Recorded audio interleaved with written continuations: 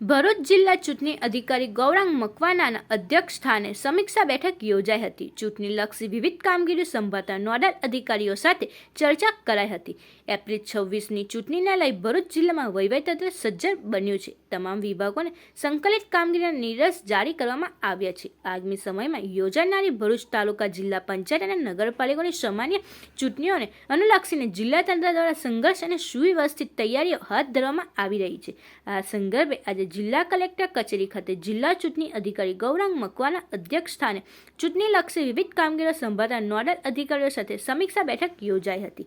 બેઠકમાં જિલ્લા ચૂંટણી અધિકારીઓએ જણાવ્યું હતું કે એપ્રિલ 2026 દરમિયાન યોજાનારી સ્થાનિક સ્વરાજ્ય સંસ્થાઓની સામાન્ય ચૂંટણીઓ મુક્ત, નિષ્પક્ષ અને પારદર્શક રીતે સંપન્ન થાય તે માટે તમામ વિભાગો દ્વારા સંકલિત આયોજન સાથે સમયબદ્ધ અને જવાબદારીપૂર્ણ કામગીરી કરવી અનિવાર્ય છે.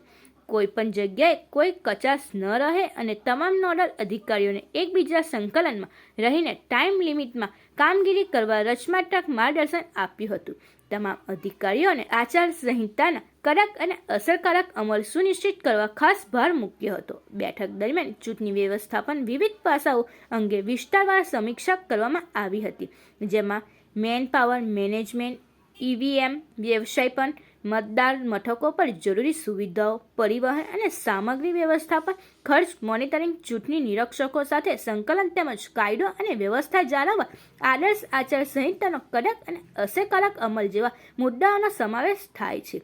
આ ઉપરાંત મતપત્રો, ડમી મતપત્રો અને પોસ્ટલ બેલેટ છાપકામ અને વ્યવસ્થા, મીડિયા સંકલન, કોમ્પ્યુટરાઇઝ અને ડેશબોર્ડ, આઈટી કામગીરી, SVEEP અંતર્ગત મતદાતા જાગૃતિ અભિયાન, હેલ્પલાઇન અને ફરિયાદ નિવારણ વ્યવસ્થા, કોમ્યુનિકેશન પ્લાન અને SMS મોનિટરિંગ, ફ્લોરિંગ વેલફેરની સુવિધાઓ, વિવિધ તાલીમ કાર્યક્રમો, કસ્ટમાઇઝ કિટ, તાલીમ આયોજન, સાયબર સિક્યુરિટી તેમજ વેબસાઇટિંગ, વિડીયોગ્રાફી અંગે પણ જરૂરી માર્ગદર્શન આપવામાં આવ્યું હતું. આ બેઠકમાં ચૂંટણીલક્ષી વિવિધ કામગીરી સંભાળતા નોડલ અધિકારીઓ ઉપસ્થિત રહ્યા હતા.